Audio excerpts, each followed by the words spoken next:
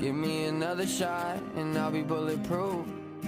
A couple more just to get over you. Roll up another joint and let's get on the roof. I feel like that's the only way that I get close to you. Hey, what's up, YouTube? We're here for another Pilot Talk. This time we're talking to Shorty OG. I'd say you've been flying for a while, haven't you? Yes, I have. What's up, by the way? Thanks for having me here, Ginger. Yeah, I actually got into the hobby quite a while ago. I want to say it was like 2019, but then funny story. I got into it with RTF quads because I'm on like super lazy at first. Didn't want to have to repair shit, so I was just like, okay, let's get RTFs. And I immediately bought like an Aris 250 X Speed 250B. Got that, got some Fat Shark goggles. I'm like $700 in, almost $1,000 in with batteries and shit. And I'm like, all right, cool. And I'd seen plenty of videos of, people talking, hey man, just go fly a simulator first, get an idea of what the controls are really like. And I'm just like, I was like everybody else, like, whatever, man, I fly those fucking DJI drones. I could do this, no problem. And sure enough, dude, 2 batteries in and I snapped the frame. And I'm like, all right. And I was making good money at the time, so I immediately got online, bought another Aris RTF X210S this time, and I actually just switched it to the Armington Rooster frame, but 2 batteries. Fucking broke that son of a bitch too, so I was like, nope, done. I shelved it for like 2 years. And then it was 2021, came back, August 2020. Got into the Sims. I was like, all right, dude, I've got over $1,000, almost $2,000 worth of FPV equipment here. I love flight. I need to learn how to do this. So I just sat in like simulators. Got like, I was like always searching out for the simulator with the most realistic physics. But I avoided Velocidrone for the longest time. I'm just like, I don't want that shit. It sounds gay. Just the name alone sounds stupid. I don't want to play it. So I fumbled around with everything else that was just garbage under that, skydive FPV, it's okay. Found AI Drone Simu, that one's actually pretty good. And then finally, after 6 months, got into Velocidrone and just hit that hard for probably about 600 hours worth in 4 months, if that's realistic, maybe like 6 months. Because I was hitting like 16, 17 hours a day. And then fast forward, what are we at, like 2026 now? I'm over like 5,000 hours. I fly that much in the sim and real life, so I try and pack them in as quick as possible. That's so yeah, great. About 4 years now, been flying. Yeah. So we'll get into the questions. So the first one I got is, where did your pilot name and logo come from? So, pilot name, interestingly enough, I got into a little stint when I was about 15 where I thought, oh yeah, I'm going to be a graffiti artist. I'm going to do tags. Came up. Yeah. So, and the irony of it is, I'm like, well, not irony. Yeah. I'm like 6'1". So I was like, okay, I got to have the opposite. So I just called myself Shorty. And I always thought Shorty sounded cool. Plus I was into Tupac All Eyes on Me album was out. And Shorty Want to Be a Thug. Love that song. So I was like, all right, Shorty. And then logo. Y'all know my co-host, Chewy FPV 13. That's where my logo came from, at least the main piece, dude holding the controller. And then I just kind of added the OG Shorty FPV shenanigans around it. But yeah, Chewy FPV did it, man. And he's such a great dude. He's out there popping off logos for everybody. So if you guys need a logo, hit up Chewy FPV 13, man. He does this for free, dude. He just loves doing it. Pretty cool. Yeah, he's a great guy, man. Yeah, I've seen him around in different stuff. Next question I got for you is, how often do you get to IRL fly? So I could go anytime I wanted to, unless I'm at work. But cold weather, I'm a little sissy when it comes to cold weather. I don't like being cold and stuff. So, and about cold. Things get brittle when it's cold. I don't care how strong it is. You'll break titanium in the cold. It don't matter. So that prohibits me. So I'm limited to like spring through usually late fall. And I try to fly IRL every day. And I don't just go out and fly maybe like a 6-pack. Every time I go out, it's like 20 to 30 packs at a time. So I'm mobbing around with my backpack and it's weighing like 200 pounds. That's crazy. Yeah. Winter usually, I'll usually try to get my 5-inch out sometimes, but it's usually just whooping. Yeah, and see, I've been slacking on the whoop, and I don't know. I love tiny whoops and stuff like that, but it's just I love the throw of a 5-inch, and Yeah. like my 3.6-inch from Jack Higgins over at Triton, 3D Jack's 3D printing. Those things throw like a 5 as well. I mean, they are a 5-inch frame with just shortened arms. That's all they are, and it's a fucking beautiful thing. So yeah, what was your question? Sorry, I'm just waking up. No, it was just how often you IR fly. IRL. But you answered. Yeah. I try to, even in the house, I try to fly as much as possible. Later today, after I do some builds, probably gonna fly some whoops. Okay. Yeah. I try to. I. It's nice to fly. It's kind of cool to fly in the winter with all the snow and everything, and I'm not like super worried about landing in the snow or anything. But it's only so long until your fingers are frozen to the icicles. Yeah, I finally just started, as fall started setting in here, I finally just said, fuck it, I'm going to start flying in my car, and I've been doing that. That helps, but I'll have the window down because I'm so lazy. I'll just have the window down. I'll set it on top of the car and take off. But then the window's down, and I got that cold air blasting me in the face. I'm just, fuck, dude, you're going to win.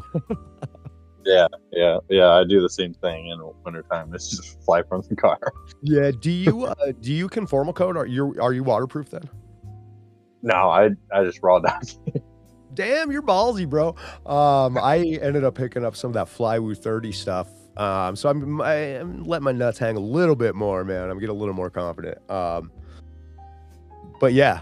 So I've never gone with that thick ass, like worry-free FPV or anything like that, because I'm just like, oh, well, that's pretty thick. And if I got to do some soldering, then I got to clean all that crap off. And no, I don't want to do it. So yeah. So you're talking about the simulator. So how often do you sim fly now? You said you were hitting it every single day. And it's usually a minimum of 4 to 6 hours in the sim every single day. I don't know. I love flying, dude. I don't like to do anything else. So I'm sure almost everybody that's in this hobby are like that, I don't care to do anything else. So I got to have my hands on the sticks at all times. And real quick, and for me, muscle memory. It's like my muscles are late to the party every time. So like I'm a drummer of over almost like 40 years now. But there was a lot of things I couldn't do, like especially in the beginning. It took me forever to separate my left side of my body, my hand and my foot. Like they wanted to act together no matter what. Same thing with the right. It took me forever to be able to separate that shit. And I think that's to go in farther on how often do I sim. That's why I sim so much, is to make sure I have that muscle memory as quick as possible, because it takes my muscles forever to catch up. I don't know why. I when I was younger, I wanted to take guitar lessons, so I took guitar lessons, and it was just like I never I fell out of it just because I was young and stupid and kind of didn't take it seriously or anything. But I would always just have trouble with getting my fingers to do the things at the right. So I get the muscle memory thing. Go ahead, keep going. No, I was just saying that it is for me, they when I was younger, I was diagnosed, legit diagnosed with ADHD. And they're oh yeah, that's part of it, is your brain and your muscles just have trouble communicating sometimes. So you're gonna have trouble with that. And I was yep, that definitely was annoying. And I think that was part of the reason I kind of just fell out of doing the guitar lessons and stuff, and never really did it took it seriously is because it just aggravated me trying to like. I knew what I needed to do, but like it didn't want to work. Wow. So I've never been that just made me think of something about myself. I've never been diagnosed. I wonder if I'm slightly same as you, dude. ADHD, because I'm the same way, dude. That mind muscle connection, it takes a while for me to develop it, even though, like you said, you know exactly what you need to do and how to do it, but your body just will not fucking do it, man. And you brought up guitar. See all the guitars behind me. Same thing with the guitar. I was a decent guitarist. I haven't played in like 10 years. I sat, like when I lived out in Seattle, I worked graveyards and I didn't switch my sleep schedule. So I sat up for 8 hours a night. I played every night until this hand bled, practicing arpeggios and shit. Arpeggios, but same thing, dude. My fingers did not, and still to this day, do not want to do what I want to do them or want them to do. I have to go really, really slow. 4 years, it seems like, dude. And I don't want to do that. I just want to roll. I want to shred. So yeah, that's weird. That's crazy, dude. That's funny. What's your caffeine choice? Your energy drinks, coffee, whatever you can get. Oh, I love coffee, but I cannot drink it. Cannot drink it. And so, story behind that. I fell in love with coffee when I was about like 7th grade. And I had this friend, he had hippie parents. And they always made their coffee in them camping coughing pots, no filter. They just dump the fucking grounds in and boil that shit and, just kind of try and not get the grains in your cup. Well, every time I'm over there, this thing's like a third full with grounds. I didn't realize he's recycling grounds. I just should have clicked. He's fucking hippie. So yeah. I decide one morning, I'm over there at like 5 o'clock in the morning, waiting for everybody to wake up. And I'm like, you know what? I'm gonna brew up a fresh pot of coffee. And I cleaned out the coffee pot, put that much fucking grounds in there, dude. Whoa. Like a 60-shot fucking espresso. It was sludge coming out this bitch. So my stomach turns every time I drink coffee. I used to drink tea, but I was drinking it 6 bags to a cup. Same effect happened. So now, like once energy drinks came out, I've rolled through all of them. Every energy drink you have heard of and have not heard of, I've drank it. I have finally settled on 5-hour energy. They taste like shit, but they're quick. I used to drink VPX Red Line, which you used to only be able to find at like 24-hour Fitness. And let me tell you, the back of the bottle, entire back of the bottle is a fucking warning label. First thing it says, consult a physician before you take. And then there's a laundry list of shit, man. If you have a history of fucking heart disease, fucking asthma, blah, blah, blah, you're on an MAOI inhibitor, blah, blah, blah, do not take. And I'm like, yeah, that's a shit for me. The bottle was 2 servings, and I was down in 2 of those bottles a fucking day. So that's any of you guys that are drinking a shit ton of energy drinks, don't. Don't. My prostate went. Yeah, it was not fun. Yeah, one of the guys that I worked with, he was like Red Bulls, like the XL Red Bulls, like 3 or 4 of those a day. It was like, Jesus Christ, dude. Oh yeah. Right. So I dabbled on the research to find out what was in these things, and I was reading the nutrition labels and shit like that. There's a fucking chemical in there, and Red Bull has taken it off the label, but it's still in there. I can't even pronounce it. It's a big ass long word. It's like glucuronactone or some shit. But if you are not active, that shit stores in your kidneys, and it will just eventually fucking kill you. The amount of vitamin B that is in every single energy drink, like I'm talking like B6 and B12 and all that shit, that is the amount that a doctor will give to a coma patient to stimulate brain activity. Like, no shit, dude. Yeah, I mean, if you look at the back of these things, they're like 30 times the fucking RDA. I mean, you're like, what the fuck, dude?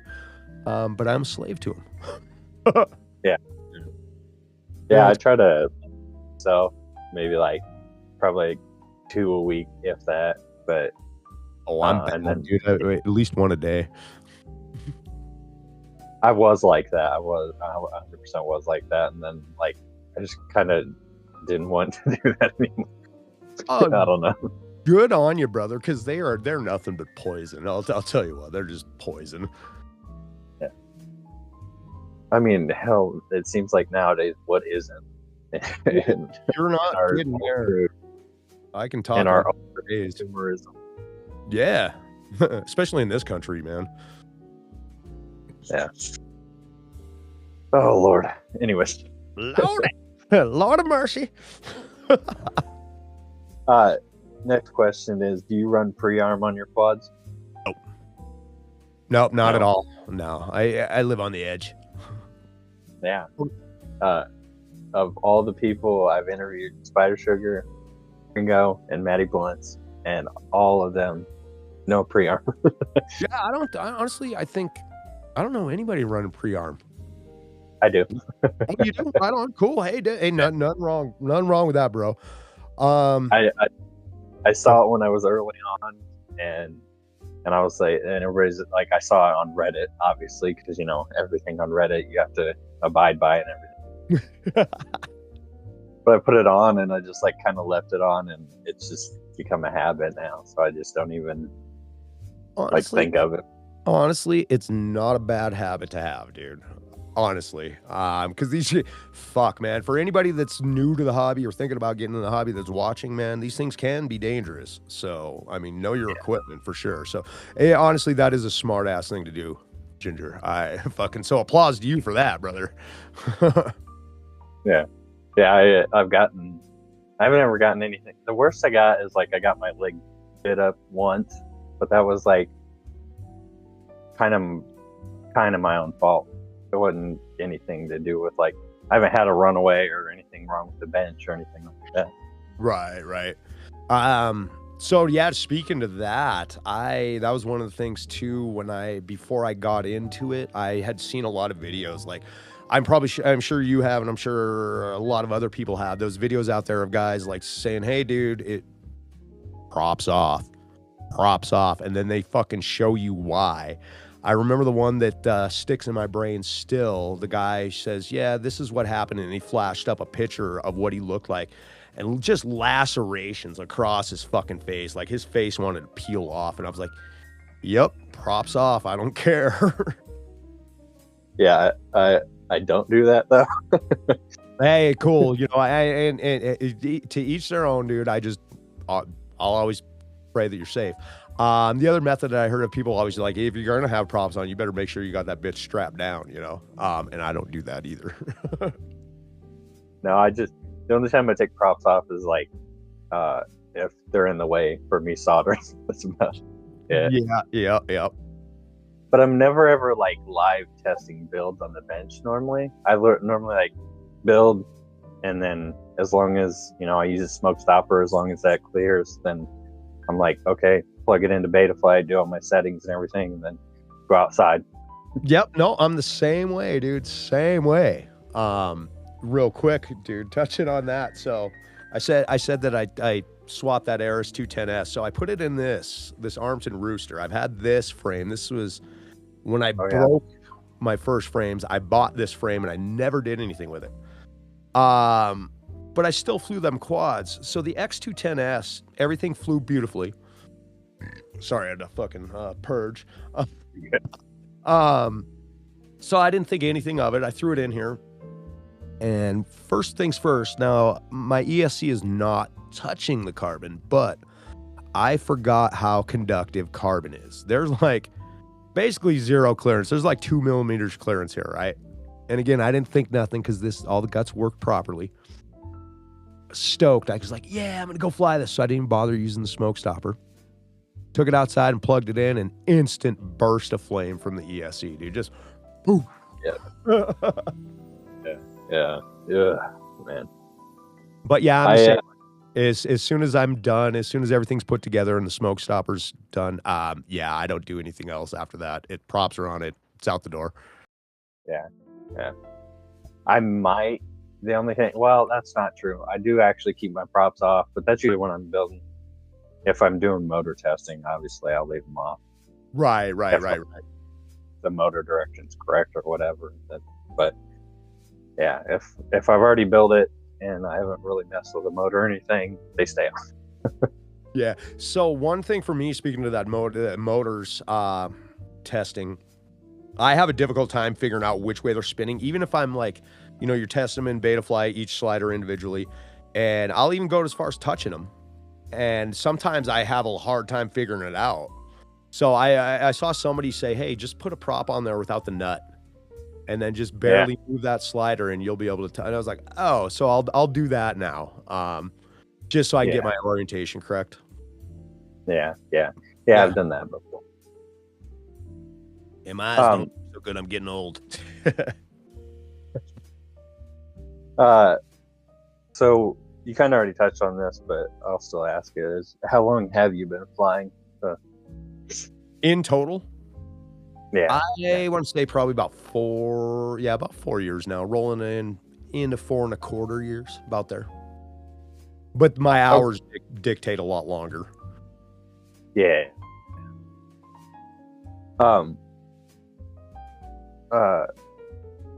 What's your current rig and setup? Oh, so I have many. That's funny that you should ask. No, so my current daily flyer right now, 5-inch, Quad Mafia Omerta. This thing is badass, and I am not sponsored by them, by the way. Oh, hold on a second. I got some shit going on. Matter of fact, I think that was from your channel. Not sponsored by them. I'm not sponsored by anybody, by the way, and I hopefully, spoiler if that was a question that you had. This thing's amazing. It was very, very well thought out, and I just love it. So what's in it? Rocking right now, currently, I have the T-Motor, T-Hobby Bando Basher Series, 2208, 1750 KVs. Kind of feeling the KVs a little bit too low for me. Running the GEP RC Taker F722, the Bluetooth edition, and Walk Snail Moonlight setup. Okay. And then right now, I have HQ props that Fly Zone sent me because he doesn't fly HQ. He flies only Gem fans. I'll fly whatever I got. I don't care. Yep, 100% same way. Yeah, because I'm not sponsored, so I don't give a shit. I don't have to have any loyalties at this moment. But I really, really love the little Triton by fucking Jack's 3D Printing and Jack Cineshak. I have 3 of these, actually. They are all identical builds except for the VTX. They're all running the T-Motor F722 Mini. They all have Brother Hobby LA 2005 2800 kV motors, but like I said, VTX. I have this is my Vista version. I have an 03 version and a Walk Snail version. But give me 1 second. I might have to go into the other room. Let me take my headphones off. By all means. Yeah, give me 1 second. I'll be right back. Okay.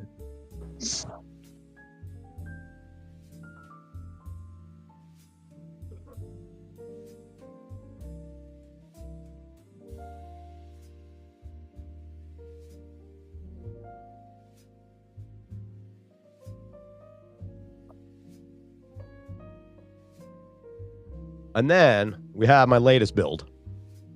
This is a totally different class. I'm an oddball. So like those little Tritons, those are 3.6 inch. Everybody's like 3.5 inch. And I was like, I heard a 3.6 inch. I was like, yeah, I'm going to go that route.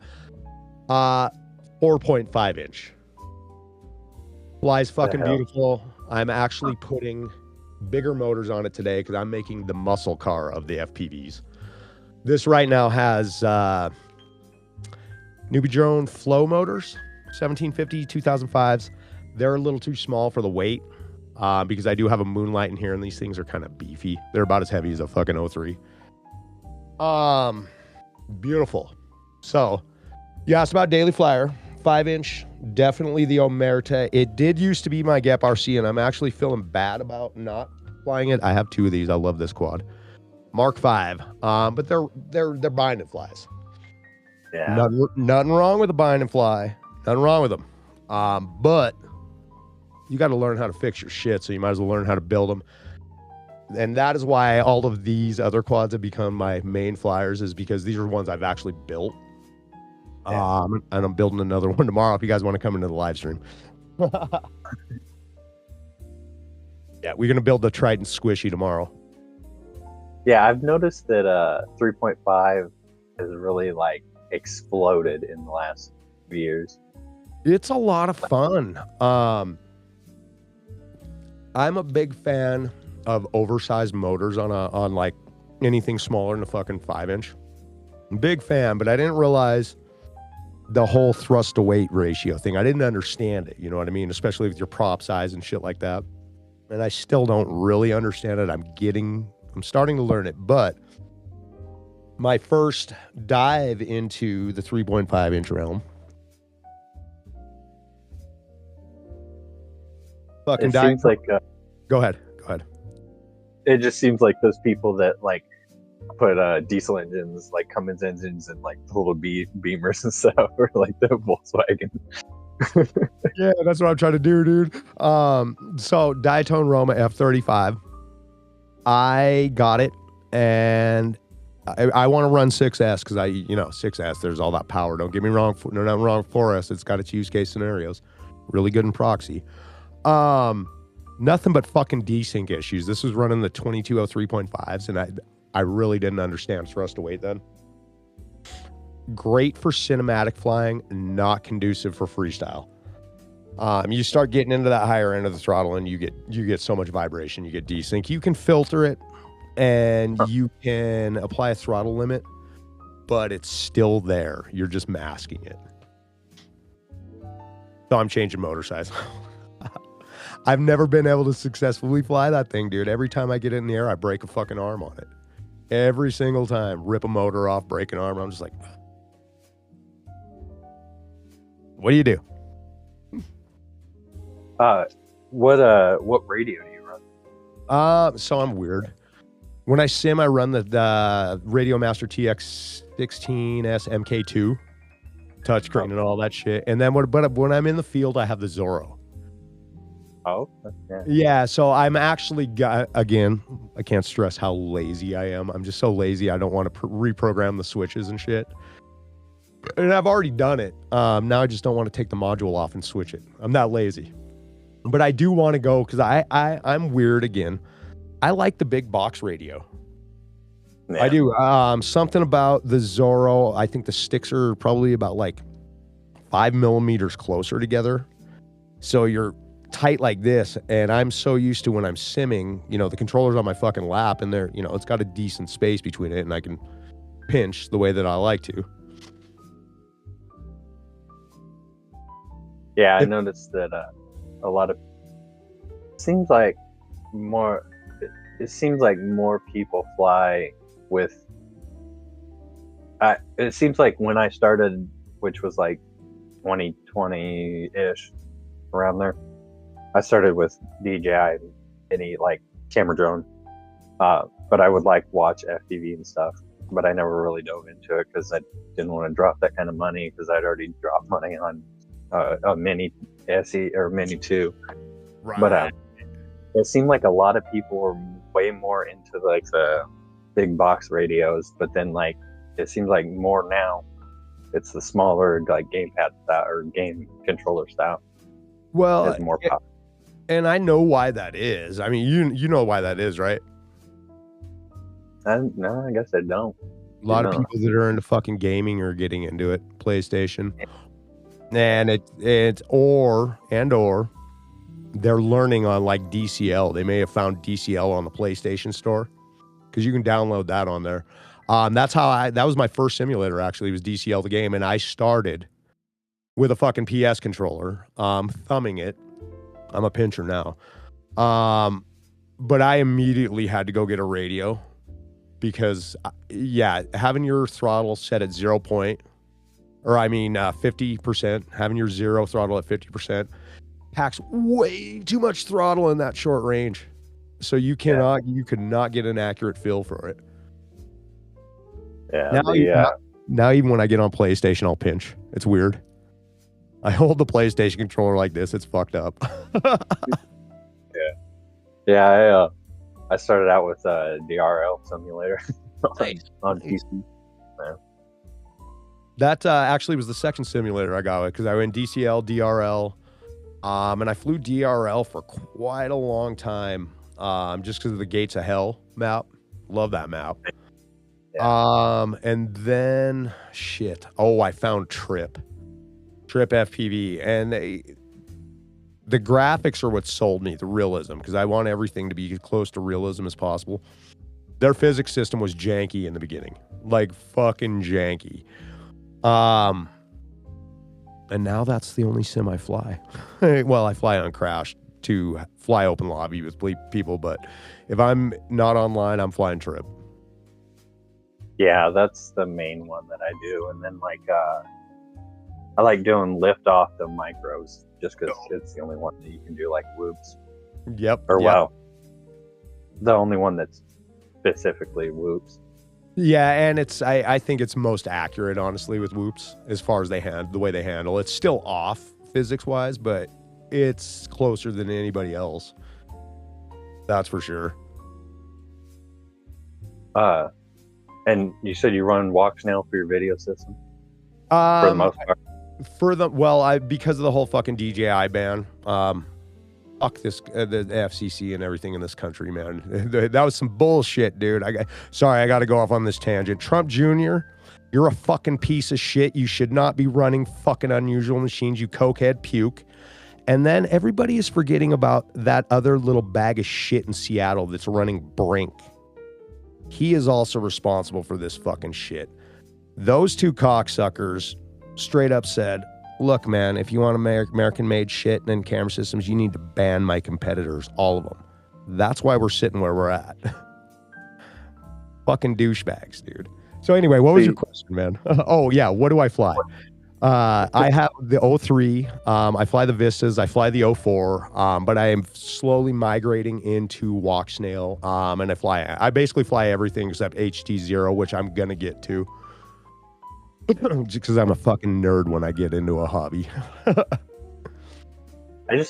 I liked HD0, but like the more that I've kind of thought about it, I'm like, it feels more like a racing, like for racers and stuff. So if I had my, money was no problem or anything, I'd 100% Walksnail be where I'd dive in.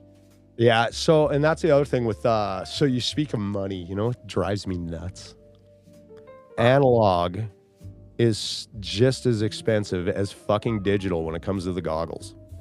Yeah. If not more, it's more expensive.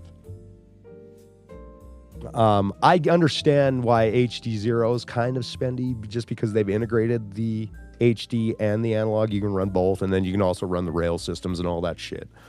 But still, $800 price point for them V2s. Like, dang, that's the one thing that's held me back from going to HD0 is that price point. I'm just like, I don't know, dude. Yeah, the analog goggles, I understand that they're like new or newer or whatever, but like it's still just analog. Like, well, dude, I've looked at I was always looking at the Sky 04s and stuff. And they're still like $750. Yeah, and I'm like, really, dude, it's like a box TV. Yeah, like you're selling CRTs, but they're not vintage. Right, dude, exactly. Just drive me nuts. Yeah, I've got some Ishin 200Ds that I bought like when I first got in, like secondhand, and they've worked for me, so I just stick with them. I'm still running Fat Shark box goggles, honestly, for analog with a singular antenna. That's funny. Yeah.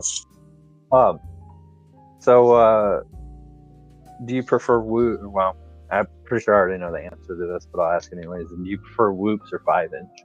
5-inch all day. Yeah. I again like the throw with whoops. That's what kills me, and it's so weird that the smaller the quad, the illusion that they fall faster.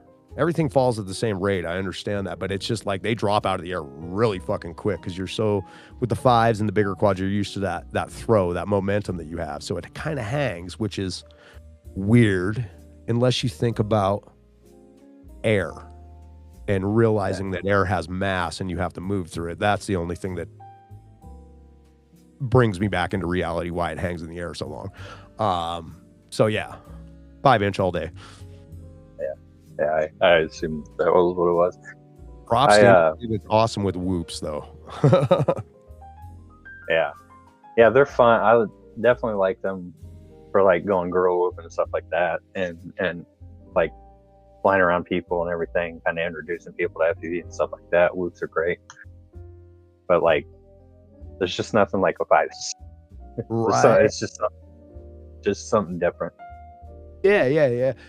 So I guess the best way for me to sum it up is the reason I don't fly whoops as much as I try to fly everything like it's a 5-inch.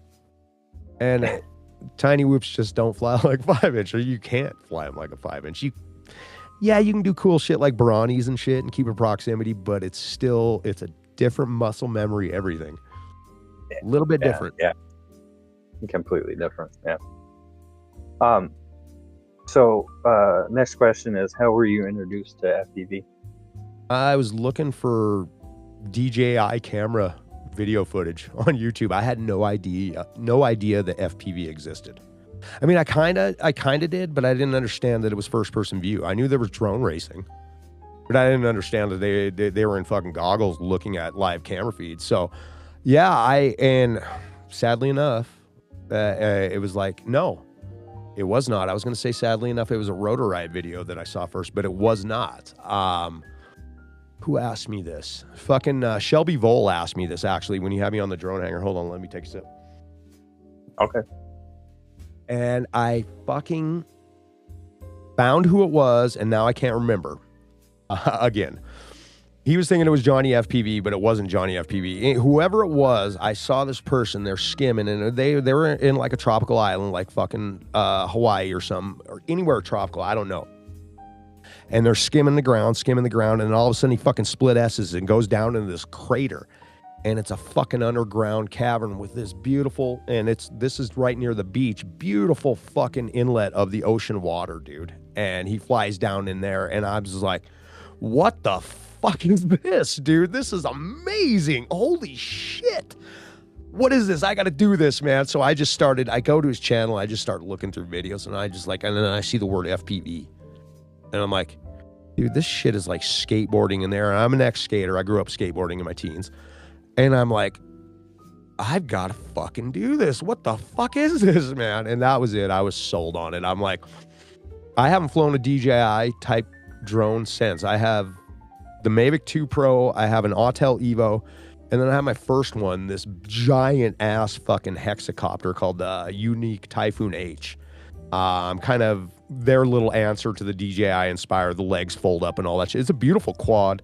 A monster of a ground station with like a 10-inch tablet built into it. Yeah, they're just fucking sitting there. I haven't flown them in like 6 years, man. Yeah, I started out camera drone because I knew, like, same thing. I kind of knew drones were a thing. Didn't know anything about FPV, but I knew that drones, like camera drones, were a thing. Right. So I like splurged and got a Mini 2, and love that. And it was like so much fun to fly that, like, as my first kind of introduction to anything. And like enjoyed that, and then like I just like kind of stumbled upon FPV because of like drone stuff. I couldn't tell you who it was, but to your point, like, I do remember like Rotor Riot early on was like somebody I really I like watched their videos, enjoyed them. The shit they do now is unfortunate, or they did, but it is unfortunate, dude. I see some of their posts, like Bubby posts, and I don't know what the fuck he's thinking and what they're thinking letting him post this shit, but whatever, man.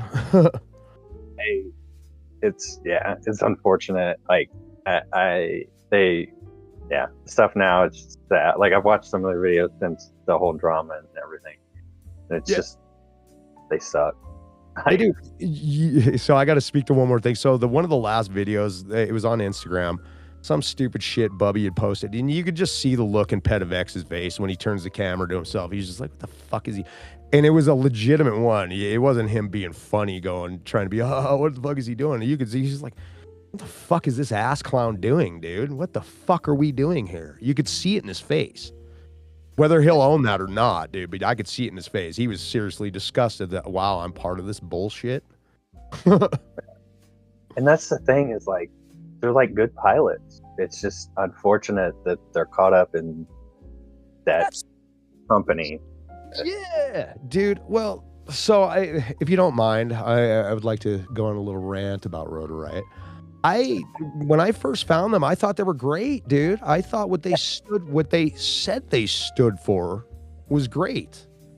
And then you find out all a bunch of bullshit. They're full of shit. I think when they started out, they were authentic to what they said. But I think that, I don't know, obviously I'm not in their shoes, don't know them, anything like that. But I feel like they saw what was happening with the regulation stuff, and they were kind of like, oh shit, our company could go down. What do? We need to pivot to something to like save it. I get that. I do. I get that. So for me though, when I started developing a disdain for Rotor Riot and realizing they are not representing what they used to represent, and that was, maybe like 3 or 4 years ago, actually. Some kid, I can't remember his name. He had posted in one of the beginner to FPV groups. He was having problems. He bought a Skylight, right? And he was having problems with it. Like motors are fucking. He's like, one motor's getting really fucking hot. He had a light crash. Like before the light crash, everything worked fine. And he had tried contacting Rotor Riot, couldn't get a hold of him. They wouldn't fucking respond to him. So I decided to take it upon myself to reach out to these guys. Not being a jerk or anything, but I'm just like, well, you know what? Fuck, this is Facebook. People have accounts. I'm going to send them fucking messages. Not one of these cocksuckers would respond. Sean Let's Fly RC would not respond. Cricket would not respond. Alex Vanover would not respond. Ladrib would not respond. None of these guys would respond. I even called them. Called their fucking number. So backed up with fucking voicemail that they were not getting to it. Later on in an interview, I can't remember who, I think it was Lamone or somebody, interviewed Sean RC, and I fucking threw that in his face. I said, what the fuck is your guys' problem? One of your customers had an issue. They were trying to figure out how to fix it. You guys would not respond to anybody. You wouldn't even respond to me. Which is crazy. I'm like, what the fuck is your guys' problem, dude? Your customer service sucks. Yeah, because like what they kind of transitioned into was like this all-in-one FPV thing. You know, like an all-in-one FPV store. You know, you buy quad, we'll take care of you. You have any issues with it, we'll be there, like backing you up. But they weren't there. That was the problem. And how they make weapons for the government. Yeah. Well, so, and then, fast forward a little bit more. Every once in a while, the only one that out of that crew that has spoken to me and he's pretty fucking ignorant is Bubby. That guy likes to talk shit and he likes to run his mouth. Oh my fucking God, dude. So yeah, I really don't like that company at all. If I find something cheap on their site, yeah, I'll buy it. I don't give a fuck who's got it as long as I can get the product, but I don't like those guys. Yeah. Well, enough ranting about it. Rotor Riot. I wholeheartedly agree there. Yeah, enough of that. Yeah. So anyway, how you living? I wish that they would have made better choices. They could have so much. They could have helped FPV so much, and they. Amen, bro. Amen. Government money, and we're like, yeah. Anyways, Right. Got a weird question. What was your favorite childhood cartoon? Cartoon? One that you. Yeah. Transformers all day, Gen 1. Okay. Okay. Gen 1, man. Stuff from that era in particularly, like all the Hanna-Barberas, even the older, the Looney Tunes, fucking G.I. Joe, all that stuff, dude. Loved it. Loved it, dude. Saturday mornings were my jam, dude. And then Saved by the Bell came in and ruined everything. I knew you'd like that. Yeah, dude. I love Saturday morning cartoons, Space Ghost, all that shit, dude. I caught like the tail end of that because I'm like 91, so I'm like early 2000s, late 90s. Yeah, but I caught like the end of that because I did enjoy like watching, Tom and Jerry, and like Cindy Sam and stuff like that. Marvin the Martian. Yeah. Ooh, I hate that rabbit. Yeah. What was your first job? First job, Town Pump, which is a Montana-owned gas station chain. I was a graveyard worker in Missoula, Montana. Yep, and it sucked. Yeah, I didn't get my first job until I was out of high school, though. I didn't even work in high school. I was that lazy. I didn't work until I went out of college. Oh shit, dude! Damn. Hey. Yeah. It's all good. Yeah. It was yeah. No, I know how it goes, man. I dropped out of college too, bro. It's all good. Who are a few of your favorite pilots? Oh God. You don't have to like name everyone. Just because I always ask the question. People are like, "Oh God, I can't remember." Like we all know that there's amazing pilots out there. It's hard to remember every single one. Right. So, God. And it's like no shade to any other pilot just because your name doesn't get shouted out, Okay, so this is the best way that I can answer this question because it's so difficult for me, and I know it's difficult for everybody else. Narrow it down. Go ahead. Who, when they upload or you see something they post, you're like, oh yeah, you like click right away. Well, so that's kind of a tricky question because I run a community spotlight. So like anybody that submits, I'm watching that. It's an immediate thing, except for the ones that I still haven't done the contest. I have not watched the videos that the 7 people submitted for my fucking contest months ago. Those are the only videos I haven't watched. So to answer the question honestly, though, I have to break it up into parts. Mainstream pilots that are well known that I would watch immediately open their stuff. Phoenix FPV. Love that guy. I saw him at the Sharpoo spot. I saw his videos there, and his flow is just impeccable. But he doesn't post that much. Yeah. Fuck, dude, it's so tough because I honestly, Ox Plumes would be the next one. Of course, yeah. And then after that, I watch a lot of Faceplants videos. That guy's progression is starting to become real. I mean, he's had a great progression anyway. But I'm really watching his stuff now. He's amazing. And he's a little known pilot, which is I've heard of him before. Yeah. I mean, he's my longest running subscriber on my channel, honestly, since I started Community Spotlight, and he was my first interview. Really good guy. Now I'm trying to think. God, you're right. There are so many pilots, dude. Honestly, I don't even think I can answer that question, dude. To tell you the truth. Yeah, no, I kind of like I kind of came up with that. I mean, I've wanted to do like pilot interviews because like you don't really see that in that FPV. I mean, I know there's like people that do like live streams and bring people on and stuff like that, but there's not like a dedicated channel. Yeah. Dedicated. And like every other niche, there's always that interview person where you can go and like that person's interviewed 1,500 or whatever, not realistically, but like a bunch of people from that niche or whatever. I'm really glad to hear that you are actually picking this route because I've often thought about going that route, but as I mentioned before, I'm pretty fucking lazy. I am, man. Like, I have a schedule, dude. Honestly, my first interview was supposed to be Zoe FPV. Yeah, I want to interview her. She had agreed to, dude, she is a lovely person. Out of anybody that's ever, really. and sorry that I have to go back to this tangent real quick. This is the last time I'll mention it.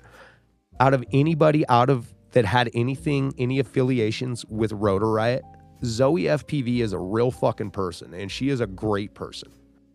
I had the pleasure. That's why she got it, right? What's that? Yeah, I had the pleasure. I've had the pleasure of actually having a 3D FPV tutorial with her, thanks to 8-Bit FPV. He had actually introduced me to her. She owed him a favor.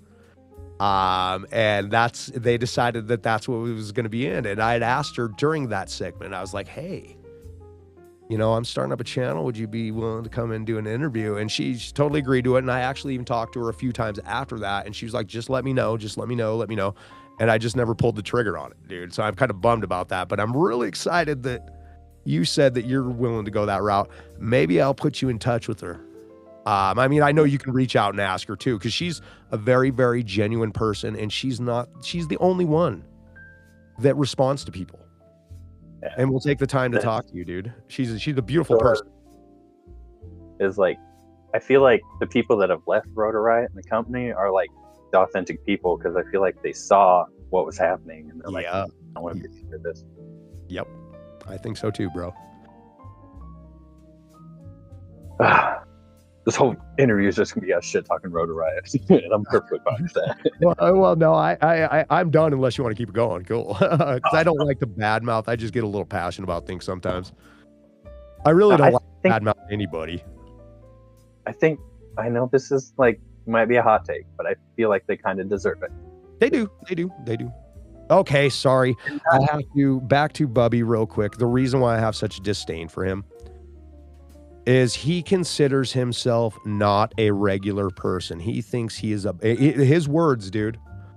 I was speaking with him once via messenger or via a fucking comment section. He says, yeah, I don't hang out with regular people anymore. Dude, you're a fucking regular person. Your mother was selling trinkets out of her fucking house before she made that crybaby video to get you on Rotor Riot. Come on now. You're a regular person, bro. Okay, now I'm done with Rotor Riot. Yeah, I will. Yeah, I can make a whole video. Yeah.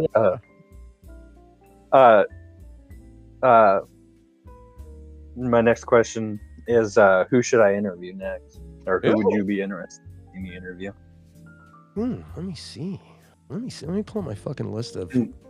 And like, I don't. My thought, like, because people have asked before, or, like, made comments, or, like, in past interviews, like, I don't want the like big names, because I know the big names. Everybody knows the big names. Yeah. I want to do the big names, but I also want to get like even just genuine like FPV pilots. Like, I mean, you can look at my channel. I've got 150 subscribers. I want the little people too, because like I just enjoy like talking to people and kind of learning about their lives and stuff. Right, dude. Right. No. And thank you for saying the fucking little guy, because that's why I started my community spotlight. There's so many guys out there that nobody knows about. Nobody's watching them because they're so busy watching all the big name pilots, because that's what YouTube pushes. Anybody that's got the views and the retention time, that's what they push. And us little guys that are just starting out, we don't get any, their stupid algorithm just tests out to fucking groups that don't care about what we do. And if you don't know exactly how to tag it and prompt YouTube to handle your shit, you're fucked. Go ahead. Yeah, I don't either, dude. I struggle. I don't understand. I've been doing this for 2 years, and I've only got, honestly, I think I'm doing pretty good. If I've got 450 subscribers in 2 years, I think I'm doing okay for not paying to advertise and really push my shit, and I'm only streaming twice a week. But real quick, to answer your question, I'd like to see you interview Raw FPV. He's an underrated pilot, don't get much play. Somebody who is getting a lot of play, but I haven't seen an interview from, One Up FPV. That guy's a phenomenal pilot, and he just hit the scene like a couple of months ago, maybe almost a year ago. Metalcraft FPV. I've seen him around, and I've been thinking about that. He's a great guy, man. King Keek's another one. King Keek the channel. I'm sitting here going through my my list. And I'm trying to think of people that don't. I've got like, if everything goes right, I've got you to interview, and then I've got Super Deluxe later today. Nice. Saturday, hit up Shelby Vol. Oh, dude, you're on a fucking mission, man. Send me the links for every one of your fucking videos, dude. Because you know me, I'll push them. I mean, if they're they're long, because we do community spotlight and shit, I'll cut them down to 8 minutes, and I apologize for that. You do great work, by the way. I appreciate that you sending me all your stuff. Skids FPV, and I can send you all their. Actually, if you want, just jump into my Discord and go through the older community spotlight. Find Skids. Gladiator would be another great one to interview. Cicada and Rip Pup, those would be great ones to interview. And then one that I definitely do not want to forget is like Brent and Spencer Cherny. They are also in the community spotlight as well. Spencer is Brent's son, and he is a phenomenal pilot. He's like 14. And this kid's like an insane pilot. And he is definitely not like his dad. Like Brent's trying so hard to get people to notice Spencer, and Spencer deserves it. Honestly, he is really good, and I think if he does get noticed, it will help bring him to like 1,000 levels above where he's at right now, because he's just going to be so jacked about it. You know what I mean? He's just gonna get that feeling. Yes, people are fucking actually notice me and noticing how hard I've worked at this shit. You know what I mean? Yeah. So yeah, he would be a great one too, dude. That was like the other reason. Like my other thought is like doing the interviews. It seems like when interview people hit like a niche, it seems like the niche kind of expand, grows. Yes. And it just like our niche is so tiny already. Like that, I think that the interview kind of will let like the interviewing stuff could kind of bleed into other niches and then bring people in. Exactly. Well, I think, no. And as long as you're, whoever's conducting the interviews, as long as you're asking the right questions that keep everybody, like the viewers engaged and shit like that. And of course, whoever you're talking to can keep the viewer engaged. It will definitely expand it for sure. And that's kind of what I want to do too, is expand everything. Yeah, make it kind of blow up, man. Everybody should be aware of FPV and how awesome it is. Yeah, the fight against the fucking morons that run this country. What? Yep. Whoops. I mean, I love our president. He does a great job at being mentally deficient or something. Yeah, as jaundiced as he is. Anyway, I don't want to get too political. It'll be a whole thing. Yeah, dude, I could waste 6 months on that. And everybody look at me like Shorty is fucking crazy. And then the final thing I had was just anything you want to plug. So any links or anything like that, put it all in the description and everything like that. Oh, yeah. OG Shorty FPV at youtube.com. Check it out. We do Community Spotlight every Friday night, 7 p.m. Mountain Standard Time. We also do open lobby flying in the simulator Monday nights. That time may vary. It just depends on what time I get off my job. Tentatively 7 p.m. Mountain Standard Times, sometimes 8 p.m. Mountain Standard Times. I'm also on Instagram, OG Shorty FPV. On Facebook, ShortyFPV.2023. I'm on Rumble And I do multi-stream to rumble.com, and that is Quad Dog FPV with a K, KWAD DAWG FPV. Also, side channel on there, OG Shorty FPV or Shorty FPV. We always do the shenanigans, and I do have some things brewing. Ginger, I will probably talk to you about them off air because of the route that you were taking in this niche. This would be very, very, what you were doing will tie in nicely to what I am planning for the community. It's still a ways off. Just because there's the money aspect of things. The only thing I can tell you is for me to get it off the ground and take care of it for an entire year, it's going to cost me probably about $20K. But I think it'll be a good thing for the FPV community, and it will help expand the FPV community and draw more people in, hopefully.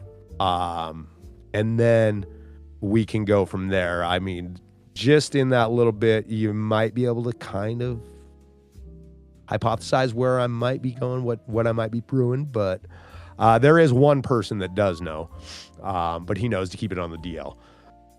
I also want to plug every single pilot that's been on my community spotlight. I don't want to name all their names, but number one, check out the Ginger. Always check out the Ginger. He's doing great stuff over here on his channel. Check out Faceplant FPV. Check out Chewy FPV 13. Check out Gladiator FPV, Metalcraft FPV, and the whole Metalcraft family. There's Mrs. Metalcraft and the Metal Shaving, Vessel RX, and God, there are so many of you guys. Just come over to the Shorty FPV server on Discord.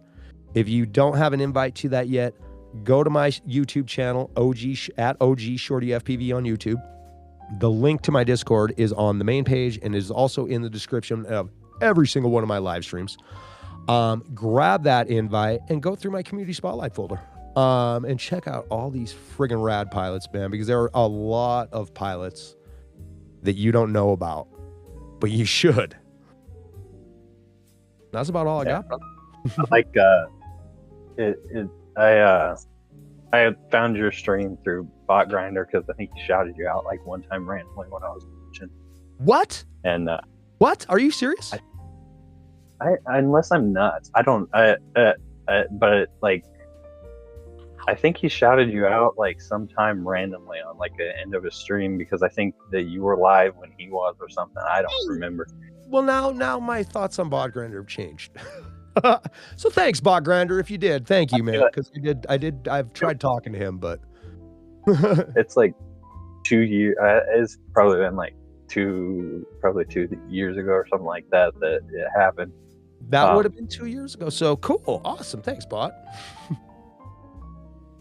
But then like I am kind of sad that he stopped doing the community stuff. I know that Spider Sugar picked it up, and I like that. I know that people don't like streaming and just watching videos. And I like 100% understand where they're both at with that, and like I understand that, but like I feel like I don't think not necessarily you're required to do it, but I think that it's like a good thing to do, even if you don't necessarily think that it's helpful. I think it is. It is. I will kind of understand if it was starting to feel like a job to them.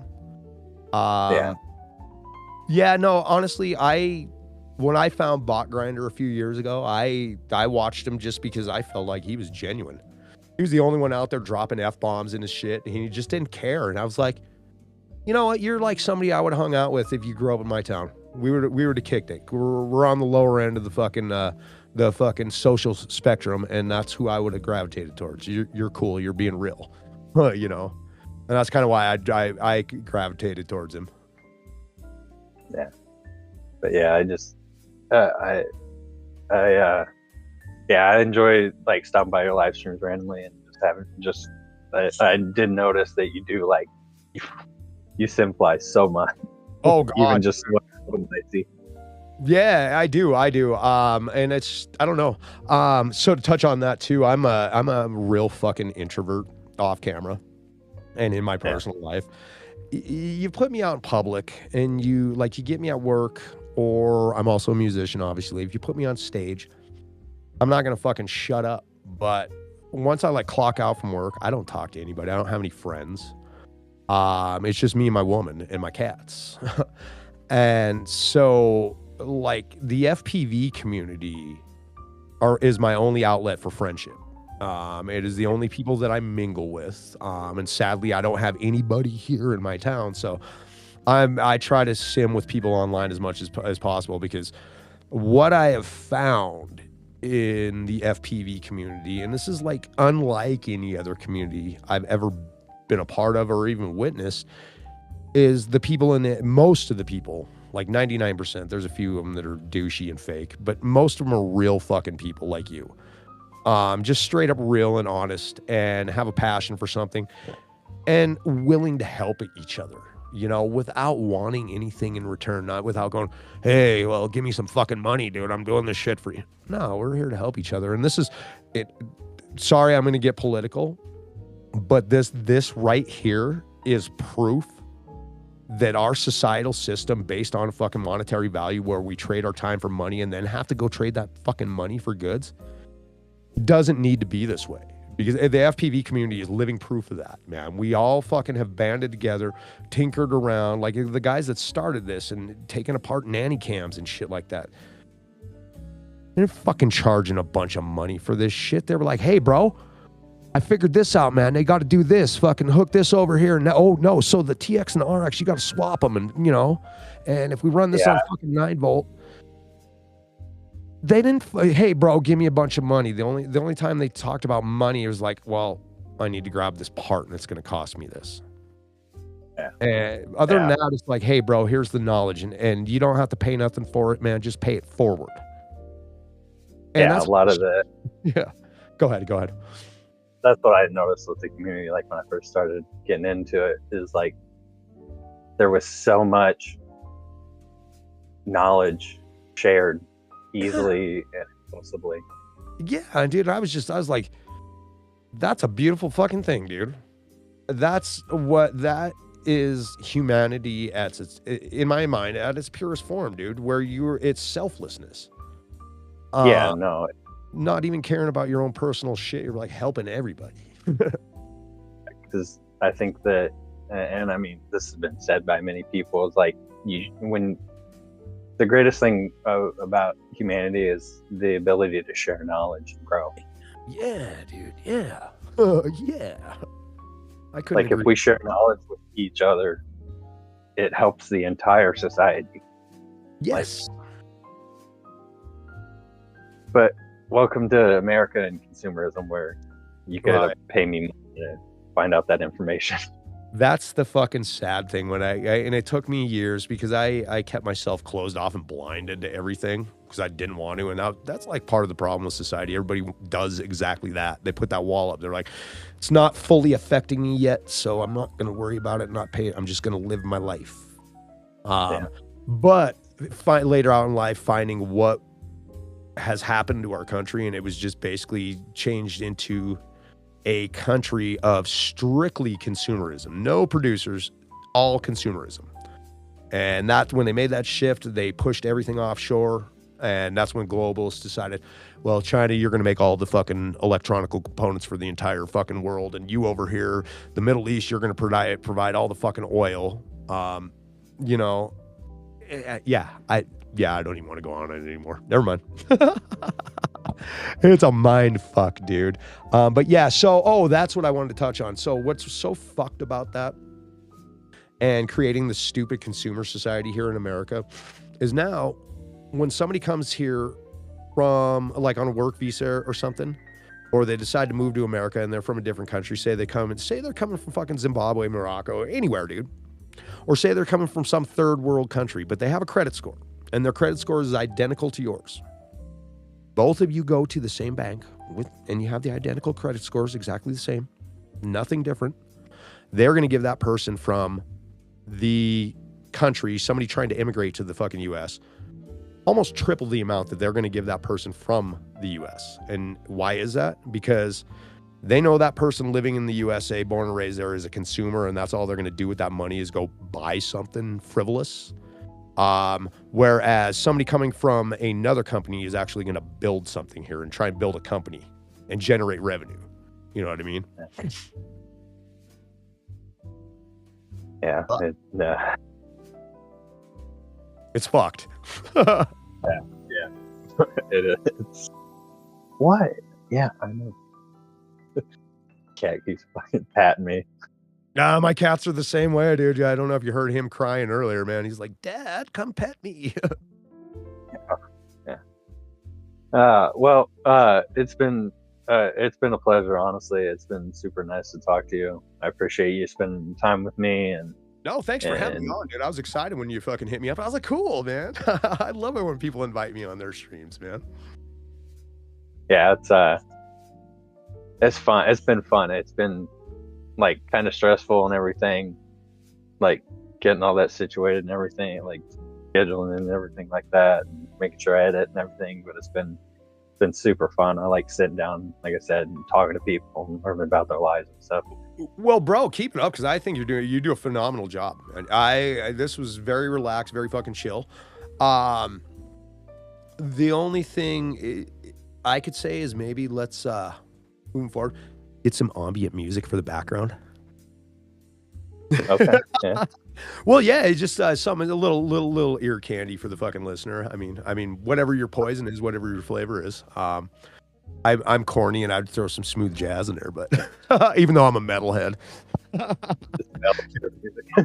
Right. Yeah. So, man, but no, thank you, dude. You do, like I said, great job interviewing me. It was a pleasure for me to come over here and talk with you, man. I really enjoyed that. I hope this gets you some more viewers. I will definitely make mention to everybody to jump over and check this out, and definitely smash your subscribe button, man, and start following you. Because there's going to be more, you guys. There's going to be more awesome interviews coming from the Ginger, man. Don't be fucking around. Don't be lazy. Hit that fucking subscribe button. Hit that notification bell. I hate this. I hate that so much.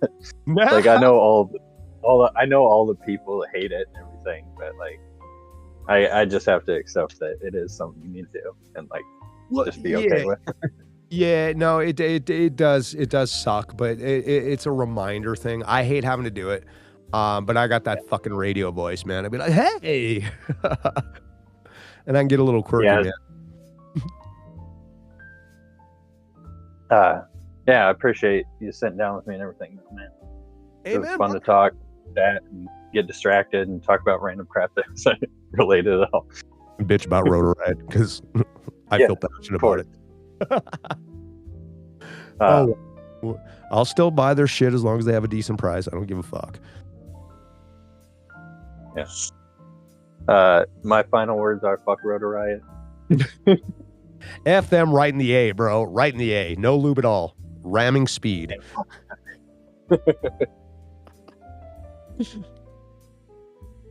I might have to employ a lot of you guys real quick for I do have a comedy skit regarding those guys that I would like to enact and film.